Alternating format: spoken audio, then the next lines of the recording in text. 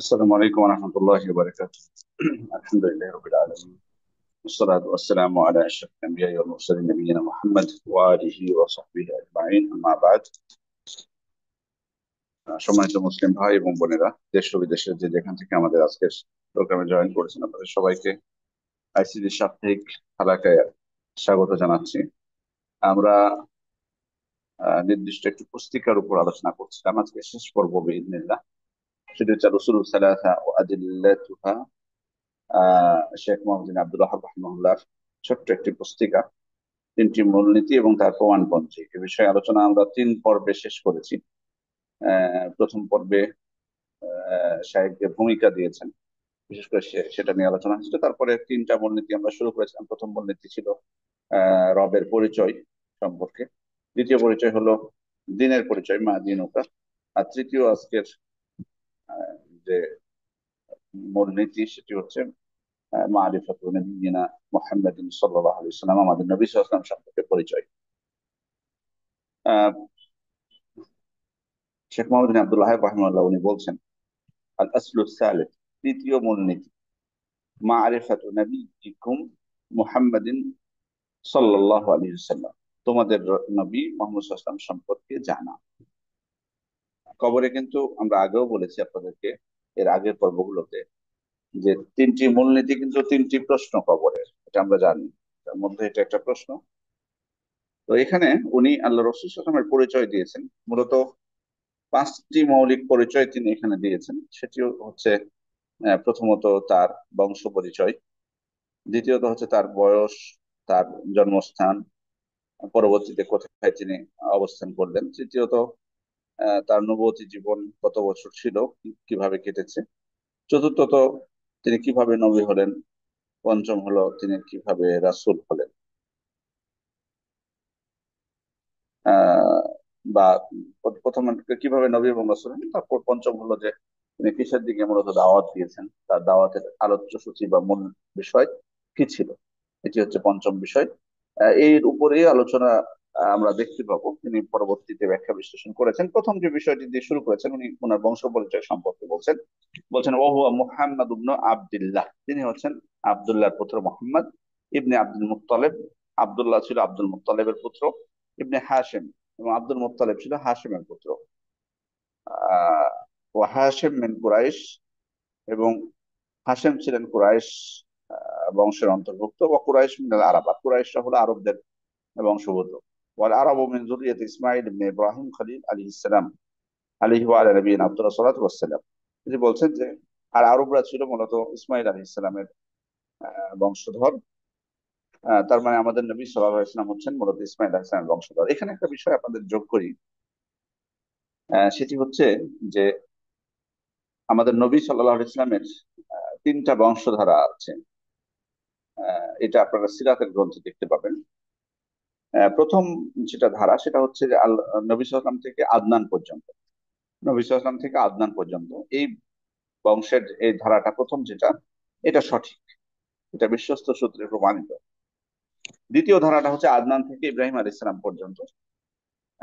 এখানে কিন্তু বেশ কিছু মতভেদ রয়েছে। এটা এটার মধ্যে মতভেদ রয়েছে, মতপার্থক্য রয়েছে। সুতরাং এটাকে মানে নিশ্চিতভাবে বলা যাবে না যে এটা সঠিক সবগুলোই। আর তৃতীয় ধারাটা হচ্ছে ইব্রাহিম আলাইহিস সালাম থেকে আদম আলাইহিস সালাম পর্যন্ত। ইব্রাহিম আলাইহিস সালাম থেকে আদম আলাইহিস সালাম পর্যন্ত, এটার কোনো ভিত্তি নেই, এটার কোনো ভিত্তি নেই। তাহলে প্রথম যে ধারাটা আল্লাহ রসুল থেকে আদনান পর্যন্ত, এটা সঠিক বিষয়, বিশ্বস্ত সূত্রে প্রমাণিত। তারপর লেখক বলছেন ওয়ালাহু মিনাল উমুরি সালাসু ওয়া সিত্তুনা সানা, তিনি 63 বছর আহ, মানে বেঁচে ছিলেন।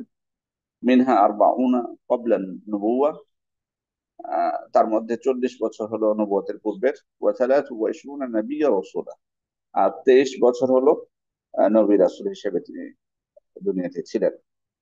তাহলে 40 বছর নবী রাসূল হওয়ার আগে, আর 23 বছর হচ্ছে নবী রাসূল নবী রাসূল অবস্থায় তিনি ছিলেন এই দুনিয়াতে।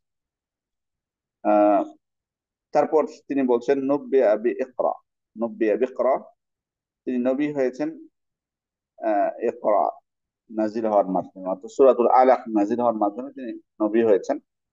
ওয়া উরসিলা বিল মুদ্দাসসির, এবং তিনি রাসূল হয়েছেন, রিসালাত লাভ করেছেন সূরা মুদ্দাসসির নাজিল হওয়ার মাধ্যমে।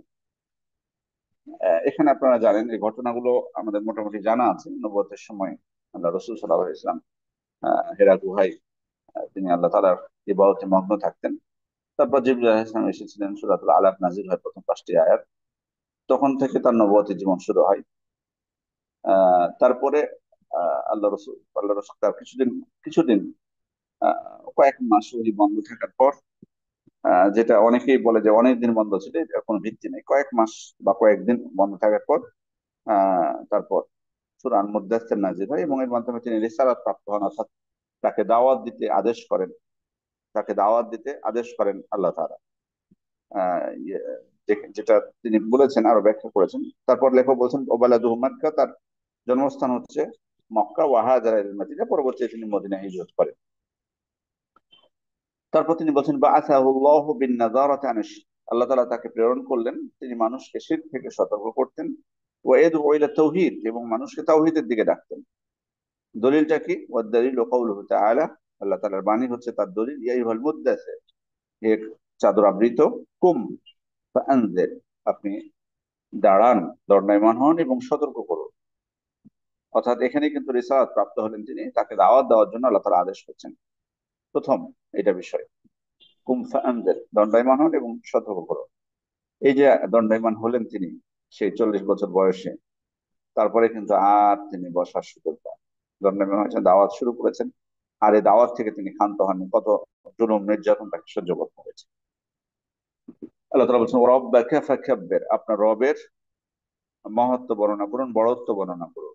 এটাই হচ্ছে তাওহীদ, এটাই মূলত তাওহীদ। এখানে তার ব্যাখ্যায় উনি বলেছেন ওরব্বাকা ফাকাব্বির আই আযিমহু বিত-তাওহীদ, আই আযিমহু বিত-তাওহীদ, তাওহীদের মাধ্যমে, অর্থাৎ তাওহীদ প্রতিষ্ঠার মাধ্যমে তার বড়ত্ব বর্ণনা করুন। আহ আপনি নিজে তাওহীদ বাস্তবায়ন করুন, সমাজে আপনি যারা আছে তাদেরকে বাস্তবায়ন করতে বলুন। ওয়াসিয়াবাকা ফাতাহহির, এবং আপনার পোশাককে পবিত্র করুন, আপনার পোশাককে পবিত্র করুন। তারপরে আয়াত হচ্ছে ওয়াররুজা ফাহজুর, ওয়াররুজা ফাহজুর, আপনি বর্জন করুন অপবিত্রতাকে। অপবিত্রতা বলতে এখানে মূর্তি বোঝানো হয়েছে। এখানে তিনি প্রথম আয়াতের ব্যাখ্যায় তিনি বলছেন ওয়াসিয়াবাকা ফাতাহহির আই তাহহির আমালাকা আনিশ শিরক, তোমার আমলকে তুমি শিরক থেকে পবিত্র করো। ওয়াররুজা ফাহজুর, আর অপবিত্রতা বর্জন করো। রুজ আল আসনাম, মূর্তি। ওয়াহাজরুহা তারকুহা, হাজার বলতে এখানে পরিত্যাগ করতে বলা হয়েছে, বল বারাআতু মিনহা ওয়া আহলিহা, এবং এই মূর্তি থেকে এবং মূর্তির যারা পূজা করে তাদের থেকে মুক্ত থাকতে বলা হয়েছে। তাহলে এখানে মূলত দেখুন আল্লাহ তাআলা এই প্রথম আয়াতগুলোতে তাকে আল্লাহ রাসূলকে দণ্ডায়মান হতে বলছেন, দাওয়াতের জন্য নিবেদিত হতে বলছেন তাওহীদের মাধ্যমে। তাওহীদের মাধ্যমে, তাওহীদ প্রতিষ্ঠার মাধ্যমে আল্লাহ তাআলার যে বড়ত্ব মহত্ব সেটা বর্ণনা করতে বলছেন, তাওহীদ প্রতিষ্ঠা করতে বলছেন। আহ এবং প্রথমত বাহ্যিক মানুষের যে পবিত্রতা, সে পবিত্রতা তিনি নির্দেশ দিয়েছেন। সাথে সাথে শুধু বাহ্যিক পবিত্রতা যে যথেষ্ট নয়, এজন্য আল্লাহ তাআলা তারপরেই বলছেন অন্তর পবিত্র করতে, অন্তর পবিত্র করতে, শীত মুক্ত করতে অন্তরকে। কারণ আসলে বাহ্যিকভাবে আপনি যতই পবিত্র পোশাক পরুন না কেন, কিন্তু আপনার অন্তরে যদি শীত থাকে, তাহলে বুঝতে হবে যে আপনি আপনি মানে অপবিত্র একটা জিনিস। আমরা বলি না যে অপবিত্র বা নাপাক, আসলে কিন্তু মানে শুধু কাপড় বা শরীর, মানে কাপড় হয়তো দেখা যাচ্ছে যে আপনার নাপাকি কিছু ভরে আছে, অথবা আপনার উপর গোসল ফরজ, আসলে এই ব্যক্তি মূলত নাপাক না বা অপবিত্র না, যেটা অন্য হাদিসে কিন্তু স্পষ্ট ভাবে এসেছে। আহ, যেটি আল্লাহ রসুল আবু হুরায়রাকে স্পষ্ট বলেছেন যে মুমিন কখনো অপবিত্র হয় না। এটাই বাস্তবতা। মূলত অপবিত্রতা হচ্ছে কিন্তু অন্তরের অপবিত্রতা। অন্তরে যখন শিরক থাকবে, সেই মূলত অপবিত্র। ইন্নামাল মুশরিকুনা নাজাস, আল্লাহ আল্লাহ তাআলা স্পষ্ট বলেছেন যে মুশরিকটা হচ্ছে কি, অপবিত্র। সে কারণে মানে আল্লাহ তাআলা এখানে পবিত্র পোশাক পবিত্র হওয়ার সাথে সাথে তিনি অন্তরকে পবিত্র করতে বলেছেন। এরপর বলেছেন ওয়ালা তামনুন তাস্তাকসির, বেশি পাওয়ার আশায় আপনি দান করবেন না। অথবা এখানে এই আয়াতের ব্যাখ্যায় এবার আমি একটা অনেক কথা বলেছেন মুহাদ্দিসগণ মুফাসসিরগণ। মুফাসসিরগণ অনেক কথা বলেছেন, ওয়ালা তামনুন তাস্তাকসির। আহ অর্থাৎ এখানে হচ্ছে অনুগ্রহ করা, তাস্তাকসির। একটা ব্যাখ্যা করেছেন যে আপনি অনুগ্রহ করছেন, আপনি তাদেরকে দাওয়াত দিচ্ছেন সঠিক পথে, এর দ্বারা যাতে আপনার মানে দুনিয়াবি কোনো কিছু প্রতিদান সেটা আপনি আশা করবেন না। দুনিয়াবি কোনো প্রতিদান সেটা কিন্তু আপনি আশা করবেন না, অর্থাৎ আপনার দাওয়াত হবে স্রেফ আল্লাহ সন্তুষ্টির উদ্দেশ্যে, এছাড়া অন্য কোনো বিষয় নয়। এর অথবা এটার ব্যাখ্যা অনেকে করেছেন যে আহ নিজের কর্মকে আপনি শ্রেষ্ঠ মনে করবেন। নিজের কর্ম, হ্যাঁ আপনি অনুগ্রহ করছেন, আপনি দাওয়াত দিচ্ছেন, আপনি নির্যাতন সহ্য করছেন, আপনার উপর নির্যাতন হচ্ছে, আপনি মানুষকে ইসলামের পথে ডাকছেন, কিন্তু এটাকে আপনি মানে আপনি বেশি মনে করবেন না যে হ্যাঁ আপনি অনেক কিছু করে ফেলেছেন। সুবহানাল্লাহ। এখানে কিন্তু আমাদের জন্য, সবার জন্য কিন্তু অনেক দিক নির্দেশনা রয়েছে দাওয়াতের ক্ষেত্রে, বিশেষ করে আমরা যারা আছি তাদের জন্য কিন্তু একটা বড় দিক নির্দেশনা এখানে আছে। দেখুন যে প্রথমত দাওয়াতের জন্য দণ্ডায়মান হওয়া, দাওয়াতের কাজে সম্পৃক্ত করা, তারপরে প্রথমে তাওহীদ দিয়ে শুরু করা, আহ, তারপরে শিরক থেকে মুক্ত হওয়া, বাহ্যিক পবিত্রতা। এরপরে হচ্ছে যে দাওয়াতি কাজ করব, কিন্তু এখানে কোনো প্রকার বিনিময় আমি প্রত্যাশা করবো না, বিনিময় একমাত্র আল্লাহর কাছে। দ্বিতীয় হচ্ছে যে আমি আমার দাওয়াতি কাজকে বেশি বড় মনে করবো না, আমার কাজ কর্মকে। কখনোই দাওয়াতি কাজ করতে যে হয়তো আপনি অনেক, আলহামদুলিল্লাহ আপনার মাধ্যমে হয়তো অনেক মানুষ হয়তো সঠিক দাওয়াত পেয়েছে, কখনো মনে করবেন না যে আপনি বিশাল কিছু করে ফেলেছেন। নিজেকে মনে করবেন না। মানুষ যদি আপনার প্রশংসা করে আপনাকে, সেটা আলাদা বিষয়, কিন্তু নিজেকে নিজেকে তুচ্ছ মনে করতে হবে। এটা আরো বেশি করার চেষ্টা করতে হবে। নিজের কর্মকে অন্য থেকে শ্রেষ্ঠ মনে করে না, কখনো এটা যেন না আসে যে আমি সবার থেকে ভালো করছি বা সবার থেকে আমি ভালো করেছি, আমার পুস্তকের সংখ্যা বেশি, আমার বক্তব্যের সংখ্যা বেশি, আমার অনুসারীর সংখ্যা বেশি, আমার ভক্তদের সংখ্যা বেশি, আমার ডাকে বেশি কাজ হয়েছে। এ ধরনের কোনো কিছু মনে করার সুযোগ নেই, কখনোই মনে করা যাবে না। এটা যদি মনে করি তাহলে কিন্তু তখনই কিন্তু এটা অহংকার, এই অহংকারই কিন্তু আমার দাওয়াতকে, আমার জীবনকে, আমার ইখলাসকে ধ্বংস করে দেবে। তারপর আল্লাহ তাআলা বলছেন, বলে রব্বিকা ফাসবির, আপনার রবের জন্য আপনি ধৈর্য ধারণ করুন। অর্থাৎ এই দাওয়াতের ময়দানে আপনি নেমেছেন, এই দাওয়াত আপনি দিবেন। মনে রাখতে হবে যে পূর্ববর্তী নবীরাও কিন্তু দাওয়াত দিয়েছিলেন, তাদের দাওয়াতে কিন্তু অনেকেই সাড়া দেয়নি, বিশেষ করে সমাজের নেতারা। তারা কিন্তু নির্যাতন করবে আপনার উপর এবং আপনার অনুসারীদের উপর। আপনার এই দাওয়াত স্থির থাকতে হবে, ধৈর্য ধারণ করতে হবে। লেখক রাহিমাহুল্লাহ উনি এরপর আল্লাহ রসুল সাল্লাল্লাহু আলাইহি সাল্লামের নবুয়তি জীবনের তিনি প্রথম 10 বছরের কথা বলছেন। উনি বলছেন যে আখাযা আলা হাযা আশরা সিনিন ইয়াদউ ইলা তাওহীদ। তিনি এভাবে 10 বছর অতিবাহিত করলেন তার নবুয়তি জীবন। তিনি মানুষকে তাওহীদের দিকে আহ্বান করেছেন। ওয়া বা'দাল আশরি উরিজা বিহি ইলাস সামা। 10 বছর অতিবাহিত হওয়ার পর, নবুয়তের, খেয়াল করে দেখুন কথাটা, নবুয়তে 10 বছর হওয়ার পর তাকে মেরাজে নিয়ে যাওয়া হয়। অফরজাত আলাইহিস সালাওয়াতুল খামস, তারপর 5 ওয়াক্ত সালাত ফরজ হয়। এখানে একটা বিষয় খেয়াল করুন যে লেখক বলতেছেন যে 10 বছর নবুয়ত হওয়ার পর তাকে মেরাজে নিয়ে যাওয়া হয়। এখানে আপনাদেরকে অবশ্যই, আমরা এর আগেও বলেছি যে মেরাজ আসলে কখন হয়েছিল এটা নিয়ে ওলামায়ে কেরামের মধ্যে মতভেদ পরিলক্ষিত হয়। সিরাত বিদদের মধ্যে মতভেদ পরিলক্ষিত হয়। 6টা মত রয়েছে। একটা হচ্ছে আহ নবুয়ত যে বছর তিনি প্রাপ্ত হয়েছেন সে বছর। দ্বিতীয় মত হলো নবুয়তের 5ম বছরে। তৃতীয় মত হলো নবুয়তের 10ম বছরে, যেটা উনি ইঙ্গিত দিয়েছেন, যেটা উনি ইঙ্গিত দিয়েছেন। তারপরে চতুর্থ মত হলো নবুয়তের 16 মাস আগে, হিজরতের 16 মাস আগে, 1 বছর 4 মাস আগে। পঞ্চম মত, পঞ্চম মত হলো আহ হিজরতের 14 মাস আগে, 1 বছর 2 মাস আগে। আর তৃতীয় মত হলো হিজরতের 1 বছর আগে। তা আসলে প্রথম 3টি মত গ্রহণযোগ্য নয়। মহাকিক ওলামায়ে কেরাম যারা বলেছেন, তারা বলছেন প্রথম 3টি মত অগ্রহণযোগ্য। অর্থাৎ নবুয়ত প্রাপ্ত হয়েছেন যে বছর সে বছর, অথবা নবুয়তের 5ম বছর, অথবা নবুয়তের 10ম বছর, এটা সঠিক নয়। কারণ 10ম বছর যেটা বলা হয়, বিশেষ করে রজব মাসে, এটা একেবারে ভিত্তিহীন। ভিত্তিহীন এই কারণে, যেটা 27 রজব সাধারণত ঘটা করে পালন করা হয়, এটা ভিত্তিহীন এই কারণে যে মেরাজ হয়েছিল খাদিজা রাদিয়াল্লাহু আনহার মৃত্যুর পরে। মেরাজ হয়েছে খাদিজা রাদিয়াল্লাহু আনহার মৃত্যুর পরে। কারণ খাদিজা রাদিয়াল্লাহু আনহার মৃত্যুর আগে 5 ওয়াক্ত সালাত ফরজ হয়নি, 5 ওয়াক্ত সালাত ফরজ হয়েছে মিরাজে। আর মিরাজ হয়েছে খাদিজা রাদিয়াল্লাহু আনহার মৃত্যুর পরে। এখন খাদিজা রাদিয়াল্লাহু আনহা যদি রমাদান মাসে তিনি মারা যান, তাহলে কি করে রজব মাসে মিরাজ হয়? তার মানে তো উনি জীবিত অবস্থায় মিরাজ হয়, কিন্তু এই মতটা সঠিক নয়। এই জন্য প্রথম তিনটা মত সঠিক নয়, বরং ওলামা ইকরাম বলছেন যে শেষের যে তিনটা মত আছে, অর্থাৎ নবুয়তের হিজরতের 1 বছর অথবা 1 বছর 2 মাস বা 1 বছর 4 মাস আগে, তিনটা যে কোনো একটা সঠিক হতে পারে, আল্লাহু আলম। তবে ইমাম নবী রহমতুল্লাহ আলাই প্রাধান্য দিয়েছেন 1 বছর আগে, 1 বছর আগে মেরাজ হওয়াটাকে প্রাধান্য দিয়েছেন। আল্লাহু আলম, আমরা এই মতটাকে বেশি শক্তিশালী মনে করি। আহ তো যাই হোক, এখানে উনি বলছেন যে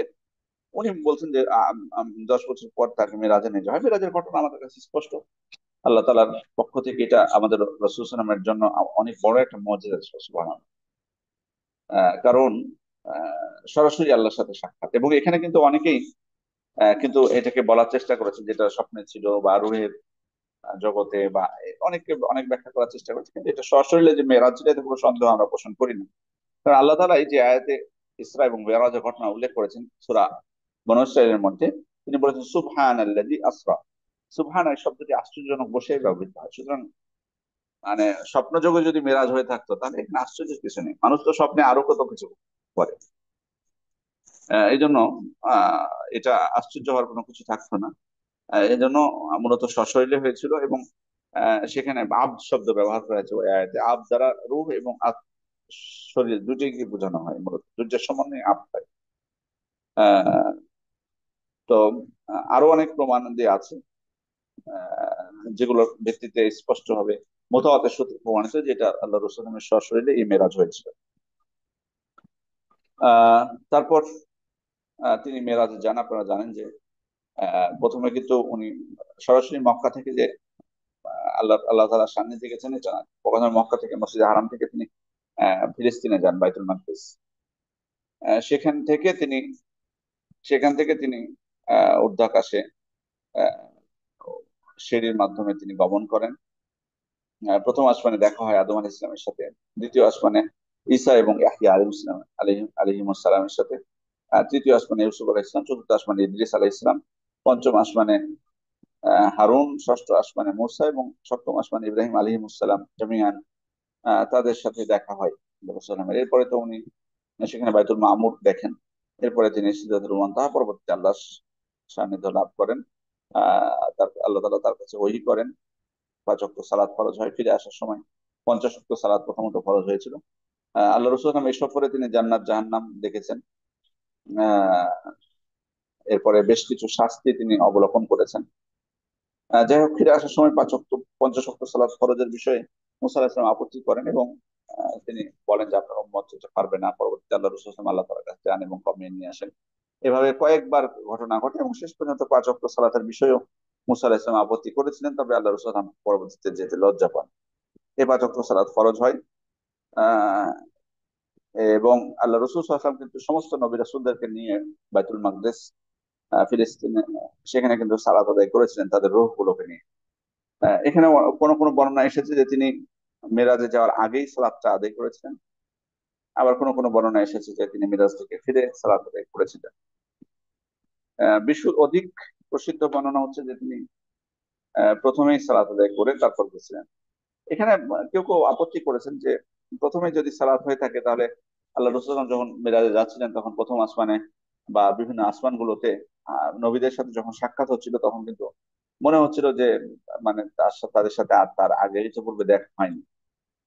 এই জন্য ওনারা বলেছেন যে মানে পরে হয়েছিল সালাতটা, কিন্তু আসলে এটা কোনো যুক্তি না। কারণ সালাত আল্লাহ রসুলের পিছনে নবীরা পড়েছিলেন, এর অর্থ এই না যে সবার সাথে ওনার মোয়ানাকা হয়েছে, কোলাকুলি হয়েছে, পরিচয় হয়েছে, এটা কিন্তু না। সালাত পড়িয়েছেন। এটা হিকমত হলো আল্লাহ রসুলের শ্রেষ্ঠত্ব অন্যান্য নবী রাসূলদের উপর, এটা প্রমাণিত হয়। এরপরে আহ, এখানে মিরাজের বিভিন্ন হিকমত উল্লেখ করা হয়েছে, যেটা আমরা বিস্তারিত আলোচনা করতে পারবো না আজকে, শুধুমাত্র ইঙ্গিত দিচ্ছি। যা আল্লাহ তাআলা তাকে সরাসরি মসজিদে হারাম থেকে উপরে নিতে পারতেন, কিন্তু সেটা না নিয়ে প্রথমে মসজিদে হারাম থেকে বাইতুল মাকদিস, মসজিদে আকসা পর্যন্ত, তারপর সেখান থেকে মেরাজ। এটার হিকমত বলেছেন যে ফিলিস্তিনের মসজিদে আকসার বিষয়ে, যে ইনশাল্লাহ এই মসজিদে আকসা মুসলিমদেরই, এটা মুসলিমদেরই, এটা এটা অন্য কারো নয়। এটা অন্য কেউ দাবি করতে পারে না। যারা স্রেফ ইসলামকে মানবে তাদের জন্য এই হচ্ছে মসজিদে আকসা, এবং এটা মুসলিমরা যে তাদের অধীনে হবে সেটা ইঙ্গিত রয়েছে এর মাধ্যমে। এবং বাস্তবে ওমর ওমর ইবনুল খাত্তাবের সময় বাইতুল মাকদিস মুসলিমরা বিজয় করেন, বিজিত হয়। যদিও বর্তমানে সেখানে সমস্যা চলতেছে আপনারা জানেন। ইনশাআল্লাহ আশা করা যায় যে খুব দ্রুতই আল্লাহ তাআলা অহংকারীদেরকে ধ্বংস করে ইনশাআল্লাহ এটা আমাদেরই যেটা আল্লাহ তাআলা আমাদেরকে দিয়েছেন আমাদের জন্য, আমাদেরই মসজিদে আসছে, ইনশাআল্লাহ আমরা এটা পাবো বিইজনিল্লাহ। এরপর আল্লাহ রাসূল সাল্লাল্লাহু আলাইহি ওয়াসাল্লাম বলছেন, এরপর মোহাম্মদ বিন আব্দুল্লাহ রাহিমাহুল্লাহ বলছেন, ওফরাদ আলাইহিস সালাওয়াতুল খামস, তার উপর 5 ওয়াক্ত সালাত ফরজ হয়। ওয়াসাল্লা ফি মক্কা সালাহ সিনিন, তিনি বলছেন যে মক্কায় তিনি এই 5 ওয়াক্ত সালাত 3 বছর পড়েছিলেন। ওইটার উপর ভিত্তি করে যে মানে তার মিরাজটা হয়েছিল হিজরতের 3 বছর আগে, এটার উপর ভিত্তি করে উনি বলেছেন।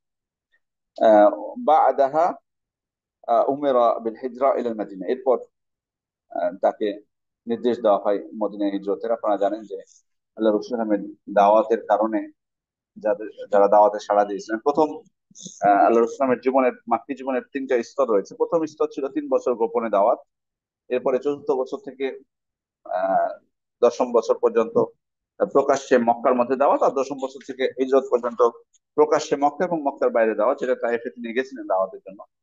সেক্ষেত্রে প্রচন্ড নির্যাতন চলেছে আল্লাহ রাসূল সাল্লাল্লাহু আলাইহি ওয়াসাল্লামের উপর, মানসিক শারীরিক সবকিছু, এবং সাহাবায়ে কেরামের উপর তো আরো। যদিও আবু তালেব এর কারণে বা জিয়ারুদ্দৌলার কারণে আল্লাহর রহমতে তারা মাধ্যম ছিলেন, তাদের কারণে আল্লাহ রাসূল সাল্লাল্লাহু আলাইহি ওয়াসাল্লামের উপর তারা আহ, মানে সেরকম বড় কোনো কিছু করতে পারেনি, তবে চেষ্টা করেছে, তারা বিভিন্ন ভাবে কষ্ট দিয়েছে। অন্যান্য সাহাবায়ে কেরামের উপর যে নির্যাতন হয়েছে এটা কল্পনা। আহ, সেক্ষেত্রে প্রথমে হাবাসায় তারা হিজরত করেছেন, কেউ কেউ পরবর্তীতে মদিনায় হিজরত করার আদেশ করা হয়। আল্লাহ রাসূল সাল্লাল্লাহু আলাইহি ওয়াসাল্লাম মদিনায় আহ, তিনি তার দূত প্রেরণ করেন ইসলামী দাওয়াতের জন্য। সেখানে ব্যাপক সাড়া পাওয়া যায়। মুসআব বিন উমাইর রাদিয়াল্লাহু আনহুকে পাঠিয়েছিলেন। পরবর্তীতে মদিনাবাসী তারা রাজি হয় আল্লাহ রাসূলকে গ্রহণ করার জন্য। তারপর তিনি সাহাবায়ে কেরামকে প্রথমত পাঠিয়ে দেন। পরবর্তীতে তিনি যখন আল্লাহ তাআলা জিবরিল আলাইহিস সালামের মাধ্যমে তাকে আদেশ করেন, তখন তিনি হিজরতের প্রস্তুতি নিয়ে আবু বকর রাদিয়াল্লাহু আনহুকে সাথে নিয়ে তিনি বেরিয়ে পড়েন। প্রথমে তিনি সরাসরি মদিনার দিকেই আহ, তিনি মানে চলা শুরু করেননি, কারণ তখন ওই সময় কাফেররা তার উপর সরাসরি তাকে হত্যা করার জন্য ষড়যন্ত্র করে। শুধু তাই নয়, তারা এই ষড়যন্ত্র তারা করেছিল যে তাদের যে প্রত্যেকটা গোত্র আছে, প্রত্যেক গোত্র থেকে একজন ব্যক্তি এসে আল্লাহ রাসূলকে হামলা করবে, তাহলে কারো নির্দিষ্ট কোনো গোত্রের উপর কোনো দায় আসবে না। পরবর্তীতে তারা মানে ফিদিয়া দিয়ে দিবে, রক্তপণ দিয়ে দিবে, দিয়ে দিয়ে দিবে দিয়ে দিবে, রক্তপণ দিয়ে দিবে। তারপর তাদের থেকে আল্লাহ রসুল থেকে তারা মুক্ত হয়ে যাবে মনে করে তারা ষড়যন্ত্র করছিল। ওই সময় আল্লাহ রসুল আবু বকর রাদিয়াল্লাহু আনহু তিনি বের হন। তিনি প্রথমে সরাসরি উত্তরে না যেয়ে মদিনার দিকে দক্ষিণে তিনি উল্টো দিকে যান, তারপর সাউর পর্বতে সেখানে কাটান। এই সময়ে কাফেররা তারা ঘোষণা দেয় যে কোনো ব্যক্তি জীবিত অথবা মৃত তাকে নিয়ে আসতে পারলে তাকে 100 উট তারা উপহার হিসেবে দিবে, পুরস্কার হিসেবে দেবে। শেষ পর্যন্ত আল্লাহ রসুল ইসলাম সেখানে 3 দিন কাটিয়ে সেখানেও কাফেররা পৌঁছে যায়, কিন্তু আল্লাহ তাআলার হুকুমে তিনি বেঁচে যান সেখানে। তারপর তিনি আব্দুল্লাহ ইবনে উরাইকাকে পথ প্রদর্শক হিসেবে গ্রহণ করে মদিনার উদ্দেশ্যে রওনা হন। এই যে পথিমধ্যে সুরাকা বিন মালিকের সাথে ঘটনা ঘটে, তার তিনি পেয়ে গেছিলেন, কিন্তু তার ঘোড়া থেকে পড়ে যাওয়ার কারণে তিনি আল্লাহ রসুল কোনো ক্ষয়ক্ষতি করতে পারেননি। পরবর্তীতে আল্লাহ রসুল আসলাম মদিনায় পৌঁছে বনু আমর ইবনে আউফ গোত্রের কাছে তিনি অবস্থান করেন। সেখানে অবস্থানকালে তিনি ইসলামের যে প্রথম মসজিদে কুবা সেটি প্রতিষ্ঠিত করেন। আল্লাহ তাআলা সেই মসজিদ সম্পর্কে বলেছেন, মসজিদুন উসসিসা আলা তাকওয়া মিন আউয়াল ইয়াউম, এই মসজিদটি প্রথম দিন থেকেই আল্লাহর ভীতির উপর নির্মিত। এরপর সেখানে 4 দিন অথবা 10 দিন অথবা 14 দিন, অথবা আমরা বলবো যে যেহেতু বর্ণনা বিভিন্ন ধরনের বর্ণনা আছে, আল্লাহ রাসূল সেখানে কয়েকদিন অবস্থান করেছেন। কয়েকদিন অবস্থান করার পর তারপর তিনি মদিনায় চলে আসেন এবং সেখানে সে মসজিদে নববী নির্মাণ করেন। পরবর্তীতে মসজিদ নববীর আশপাশে তিনি তার পরিবার বর্গের জন্য, তার স্ত্রীদের জন্য বিভিন্ন হুজরা তৈরি করেন এবং সেখানে বসবাস শুরু করেন, এবং পরবর্তীতে তার যে পরবর্তী জীবনটা সেখানে তিনি অতিবাহিত করেন। এরপর লেখক হিজরতের বিবরণ দিয়েছেন, বলে হিজরত আল ইন্তিকাল মিন বালাদি শিরক ইলা বালাদিল ইসলাম। হিজরত হচ্ছে মানে শিরকের শীতপূর্ণ যে দেশ, মুশরিক দেশ থেকে মুসলিম দেশে চলে যাওয়া। হিজরতের ব্যাখ্যায় তিনি বলছেন যে মুশরিক দেশ থেকে মুসলিম দেশে চলে যাওয়া, ইন্তেকাল করা, এটাই হচ্ছে মূলত হিজরত। আমাদের মানে এটা কিন্তু হিজরত না। আমাদের অনেকে কিন্তু এখন আমাদের অনেক ভাইরা দুঃখের বিষয় যে আমাদের দেশ থেকে আমেরিকায় যায় বা লন্ডনে যায়, আর এটাকে বলে হিজরত করে। অনেকে বলে, আমি কিন্তু নিজ কানে শুনেছি, বলে আমি হিজরত করে আমেরিকা চলে আসছি। আপনাদের মধ্যে যদি এই ধারণা থাকে, এটা ভুল বোঝা। আপনারা গেছেন, সেটার হুকুম কি হবে, কিভাবে থাকতে হবে, এটা বিষয়ে আলোচনা উনি করেছেন। এই ব্যাখ্যায় শেখ মোহাম্মদ ইবনে সালেহ আল উসাইমিন রাহিমাহুল্লাহ সেদিন আলোচনা করবো ইনশাল্লাহ। তবে মানে এই ধারণাটা যে একেবারেই অমূলক এবং অগ্রহণযোগ্য কথা, এটা কোনো সন্দেহ নেই। খবরদার এই কথা বলবেন। হিজরত শব্দটা এটা কিন্তু ইসলামী পরিভাষা, সুতরাং এটা অপব্যাখ্যা করা, এটা ইসলামের উপরে একটা অপবাদ দেওয়া যে আপনি আমেরিকায় যাবেন। আপনি গেছেন, সেটা ব্যাপার ভিন্ন। আর আপনি বলবেন যে আমি হিজরত করে আমেরিকা এসেছি, আমি হিজরত করে লন্ডন এসেছি, এটা মিথ্যা কথা হচ্ছে। এটা এটা আল্লাহ এবং তার রাসূলের উপর মিথ্যা অপবাদ। এই পরিভাষা ব্যবহার করবেন না খবরদার। এরপরে তিনি বলছেন, ওয়াল হিজরাতু ফরিদাতুন আলা হাযিহিল উম্মাহ মিন বালাদিশ ইলা বালাদিল ইসলাম ওয়া হিয়া বাকিয়াতুন ইলা আন তাকুমাস সাআহ। এটা হয়তো অনেকে বলতে পারে হিজরতের হুকুম রহিত হয়ে গেছে। এজন্য উনি বলছেন যে হিজরত ফরজ এই উম্মতের উপর, মুশরিক দেশ থেকে মুসলিম দেশে যাওয়া। আর এই হুকুম কিয়ামত পর্যন্ত বলবৎ থাকবে। এই হুকুম কিয়ামত পর্যন্ত বলবৎ থাকবে না, এটা রহিত হয়ে যায়নি। অর্থাৎ আপনি যদি যে দেশে বসবাস করছেন সে দেশে শিরক যদি থাকে, সেখান থেকে আপনাকে মুসলিম দেশে মানে ইন্তেকাল করতে হবে, সেখানে চলে যেতে হবে, হিজরত করতে হবে। এবং এই হুকুম এবং কোন কোন ক্ষেত্রে আপনার জন্য ফরজও হয়ে যাবে। কোন কোন অবস্থা হইলে আপনার উপর ফরজ। দলিল হিসাবে তিনি উল্লেখ করেছেন, ওয়াদ-দালিলু কাউলুহু তাআলা, এটা যে ফরজ বা হিজরতের হুকুম যে এখনো আছে, সেটার প্রমাণ কি? তিনি বলছেন, ইন্নাল্লাযীনা তাওয়াফাহুমুল মালাঈকাতু যালিমি আনফুসিহিম, তারা নিজেদের উপর জুলুম করেছিল। তাদের জান কবজের সময় ফেরেশতারা বলেন, ক্বালু ফীমা কুনতুম, তোমরা কোথায় ছিলে?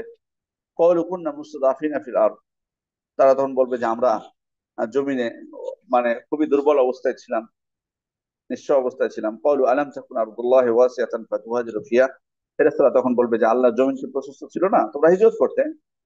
তোমাদের দুর্বল গণ্য করা হতো, দুর্বল হিসেবে ছিলা, কষ্টে ছিলা, কেন হিজরত করতে? তোমরা আল্লাহর জমিন তো প্রশস্ত। বা উলাইকা মাওয়াহুম জাহান্নাম, তাদের আশ্রয় স্থান হচ্ছে, বাসস্থান হচ্ছে জাহান্নাম। ওয়াসাআত মাসিরা, সেটা কতই না নিকৃষ্ট। ইল্লাল মুস্তাদআফিনা মিনার রিজালি ওয়ান নিসাই ওয়াল উইলদানি লা ইস্তাতিউনা হিলাতান ওয়া লা ইয়াহতুনা সাবিলা, তবে পুরুষ, নারী এবং শিশুদের মধ্যে সেই সমস্ত দুর্বল যারা, যাদের কোনো উপায় বের করতে পারেনি অথবা পথ খুঁজে পায়নি, তাদের বিষয়টি ভিন্ন।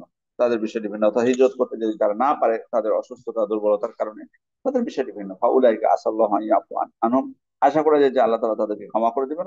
ওয়া কানা আল্লাহু আফুয়ান গফুরা, তিনি হচ্ছে ক্ষমাশীল এবং পাপ মোচনকারী।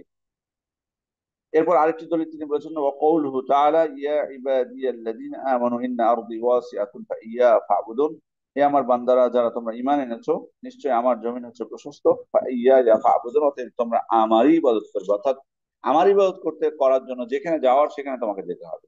আমার ইবাদতের ক্ষেত্রে বাধা হয়ে থাকবে আর তুমি সেখানে অবস্থান করবে, এটা গ্রহণযোগ্য নয়। ইমাম বাগাবী রাহিমাহুল্লাহ এখানে ব্যাখ্যা তিনি নিয়েছেন। قال البغوي رحمه الله: سبب نزول هذه الآية في المسلمين الذين بمكة لم يهاجروا ناداهم الله باسم الإيمان. মক্কায় অনেক মুসলিম থেকে গেছিলেন, তারা হিজরত করেননি, আল্লাহ তাআলা তাদেরকেই মূলত লক্ষ্য করে এটা বলেছেন এবং তাদেরকে মুসলিম হিসেবে আখ্যায়িত করেছেন। হিজরত না করার কারণে যে তাদেরকে মুসলিম বলেননি সেটা না, বরং ইমানদার হিসেবে বলেছেন। ইমাম বাগাবী রাহিমাহুল্লাহ এটা উল্লেখ করেছেন, তবে তার তাফসীরে হুবহু এভাবে আসে নাই, হুবহু এভাবে আসেনি আমি দেখেছি। তো হতে পারে যে তিনি মূল অর্থটা শুধুমাত্র এখানে নিয়ে এসেছেন। এরপরে কোরআনের আয়াত উল্লেখ করার পর মোহাম্মদ ইবনে আব্দুল ওয়াহ্হাব রাহিমাহুল্লাহ উনি এবার হাদিস থেকে দলিল দিচ্ছেন। ওয়াদ-দালিলু আলাল হিজরা মিনাস সুন্নাহ, সুন্নাত থেকে হিজরতের দলিল হচ্ছে কওলুহু সাল্লাল্লাহু আলাইহি সাল্লাম, আল্লাহ রাসূলের হাদিস, লা তানকাতিউল হিজরা হাত্তা তানকাতিআত তাওবা, হিজরত বন্ধ হবে না যতক্ষণ না তওবা বন্ধ হবে। ওয়ালা তানকাতিউ তাওবা হাত্তা তাতলুআ আশ-শামসু মিন মাগরিবিহা, তওবা বন্ধ হবে না যতক্ষণ না সূর্য পশ্চিম দিক থেকে উদিত হবে। সূর্য যতক্ষণ না পশ্চিম দিক থেকে উদিত হবে, ততক্ষণ পর্যন্ত তওবা বন্ধ হবে না। এখানে আহ, শেখ মোহাম্মদ বিন সালেহ আল উসাইমিন রাহিমাহুল্লাহ একটা জিনিস আপনাদেরকে আগেও বলেছি যে মোহাম্মদ আব্দুল ওয়াহাব রহমাল্লাহর এই তিনটি মূলনীতি এবং প্রমাণপঞ্জির এর ব্যাখ্যা কিন্তু অনেক ওলামা ইকরাম করেছেন। শেখ বিন বাজ রহমতুল্লাহ ব্যাখ্যা করেছেন, শেখ সালেহ আল ফৌজান, তারপরে শেখ মোহাম্মদ বিন সালেহ আল উসাইমিন সহ অনেক ওলামা ইকরাম তারা ব্যাখ্যা করেছেন।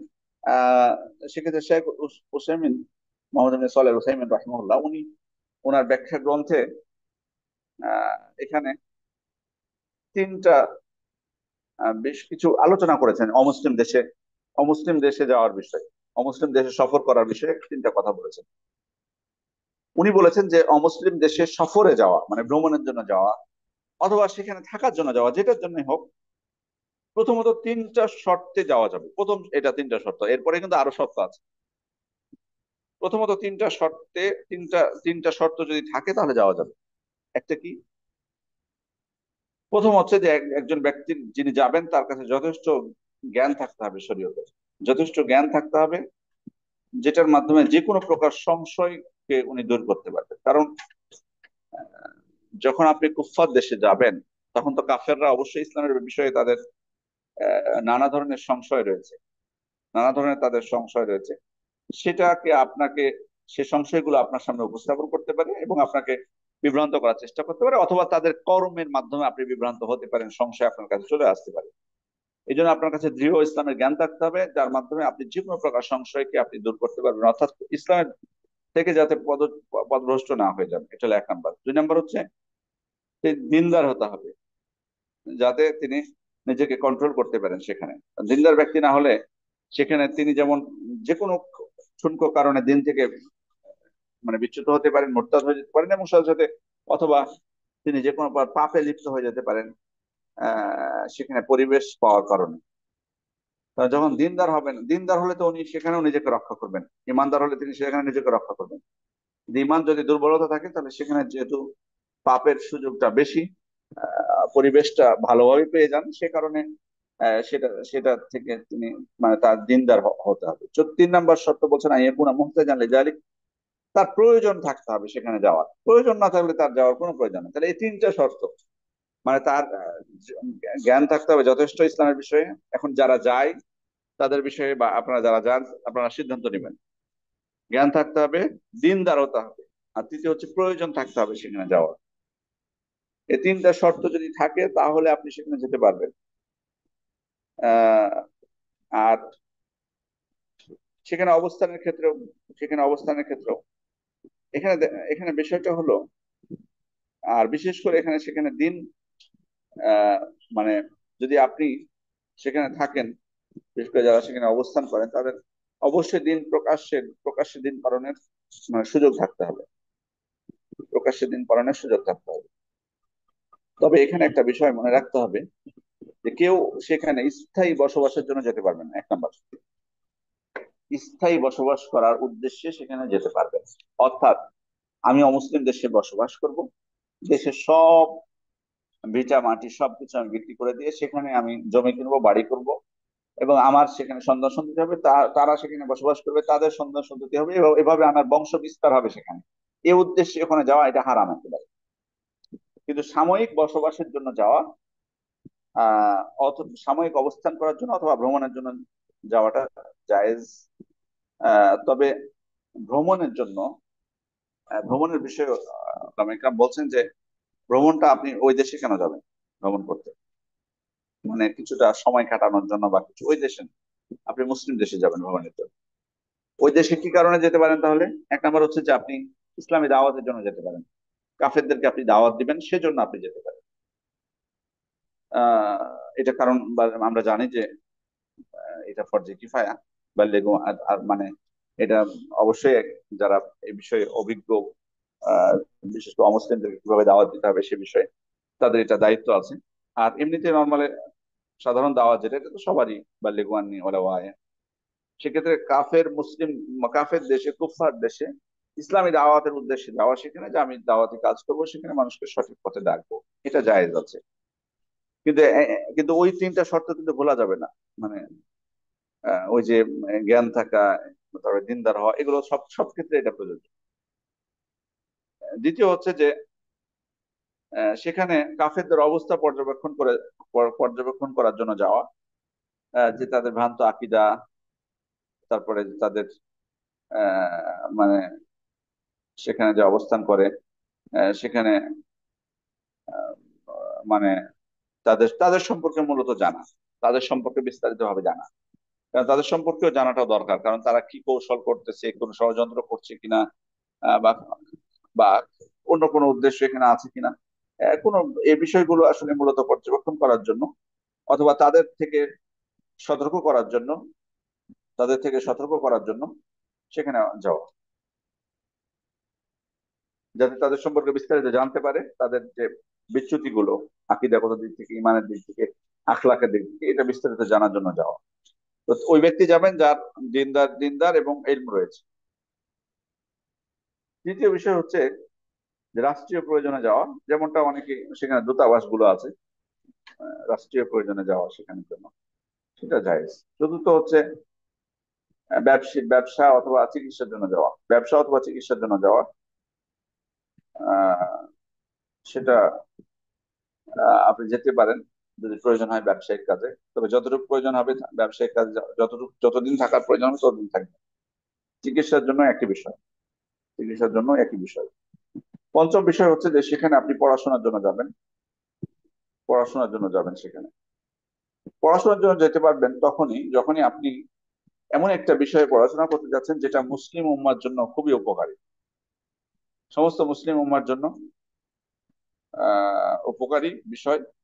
আর ওই বিষয়টা মুসলিম দেশগুলোতে মানে যে মানের পড়াশোনার মান যতটুকু, তার থেকে কুফফার দেশে মান বেশি ভালো, তখন আপনি যাবেন সেখানে। এক হলো যে মুসলিমদের প্রয়োজন আছে ওই বিষয়টা। দ্বিতীয় হলো যে দেশে আপনি অবস্থান করছেন, সেখানে ওই দেশের পড়াশোনার মান মুসলিম দেশগুলোর থেকে বেশি ভালো। তবে অবশ্যই এটার জন্য যেতে হলে কিন্তু দিনদার হতে হবে, আর ওই যে জ্ঞান থাকতে হবে সেই বিষয়ে, এটা এটা যেন না ভুলে যায়। এই শর্তগুলোর জন্য আপনি যেতে পারবেন শুধু পড়াশোনার জন্য। পড়াশোনা শেষ হলে তখন চলে আসতে হবে। তাহলে এক নম্বর হচ্ছে যে সেখানে স্থায়ী বসবাসের জন্য থাকা যাবে না। আমি আবারও বলছি যে স্থায়ী বসবাসের জন্য থাকা যাবে না।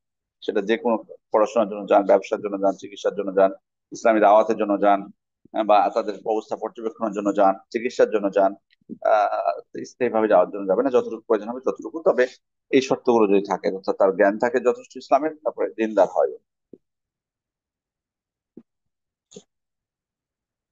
এরপর তিনি বলছেন ফালামাস্তাকাররা বিল মাদিনা, মদিনায় যখন তিনি চলে আসছেন, উমিরা বিবাকিয়াতি শারাইল ইসলাম, এরপর ইসলামের অন্যান্য যে বিধানগুলো, সেগুলো আল্লাহ রাসূল সাল্লাল্লাহু আলাইহি ওয়াসাল্লামের উপর নাজিল হলো। ইসলামের অন্যান্য শরীয়তের অন্যান্য বিধানগুলো নাজিল হলো, শরীয়তের অন্যান্য বিধানগুলো নাজিল হলো মদিনায় আসার পর। কোন বিধান? উনি বলছেন মিসলু যাকাত ওয়াস সাওম ওয়াল হজ ওয়াল আযান ওয়াল জিহাদ ওয়াল আমর বিল মা'রুফ ওয়ান নাহই আনিল মুনকার আখাযা আলা হাযা আশ-শাসিন। এখানে বেশ কিছু বিধানের কথা বলা হয়েছে, সবগুলো যৌক্তিক কথা, উনি ঠিকই বলেছেন।